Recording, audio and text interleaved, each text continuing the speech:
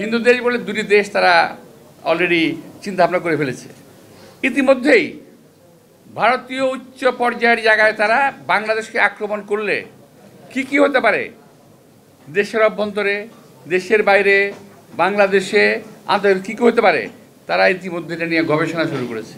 মলম বেচে একটা লোক আছে লাফাই গিয়ে, যাই হোক, সেই লোকটা বলে এই তো চট্টগ্রামটা নিয়ে নিলে তো আমাদের, চট্টগ্রাম যদি আমাদের হয়ে যায় তাহলে তো আমাদের কোনো সমস্যা থাকে না, বা আবার রাজত্ব পাইছে, চট্টগ্রাম যদি আমাদের হয়ে যায়।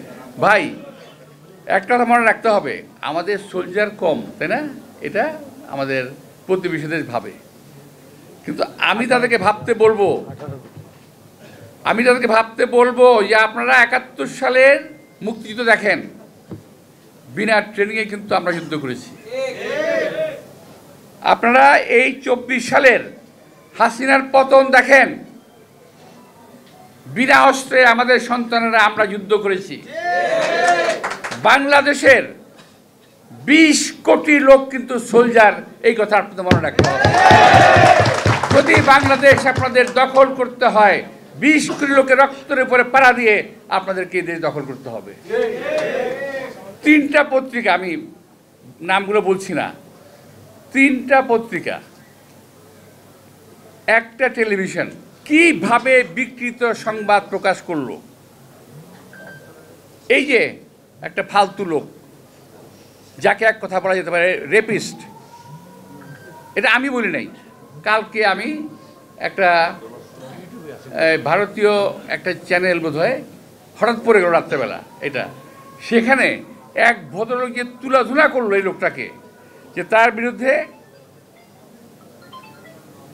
নারী সম্ভ্রম হরণের মামলা আছে, অভিযোগ আছে, তার বিরুদ্ধে শিশু নির্যাতনের মামলা আছে, হ্যাঁ আছে, এবং সর্বশেষ তার ঘরে 795 লক্ষ টাকা পাওয়া গেছে।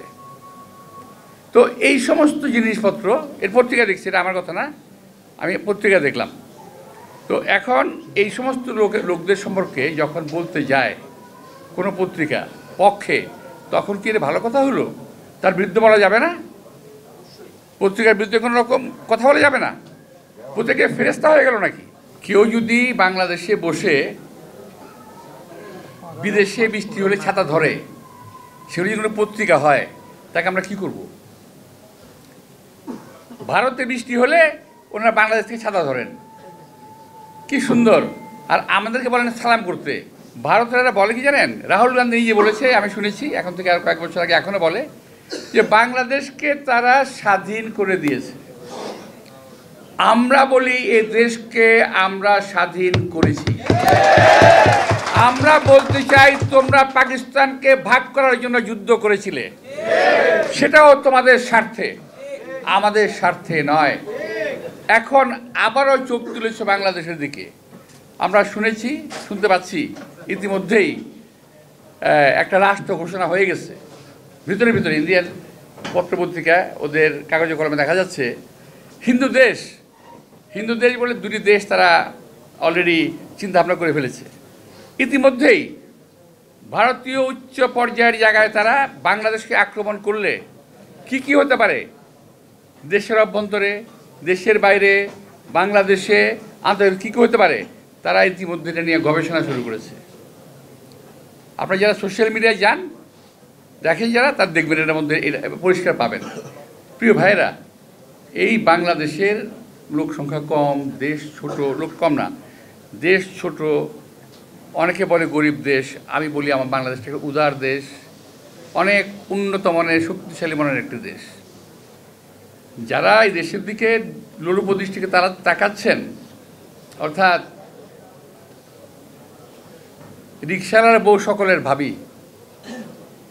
বাংলাদেশ একটা গরিব দেশ, সুতরাং ছোট দেশ, সুতরাং এটাকে যেভাবে খুঁজে নেওয়া যায়। আর ওই একটা কি জানি, একটা মলম বেচে একটা লোক আছে লাফাই গিয়ে, যাই হোক, সেই লোকটা বলে এই তো চট্টগ্রামটা নিয়ে নিলে তো আমাদের, চট্টগ্রাম যদি আমাদের হয়ে যায় তাহলে তো আমাদের কোনো সমস্যা থাকে না, বা আবার রাজত্ব পাইছে।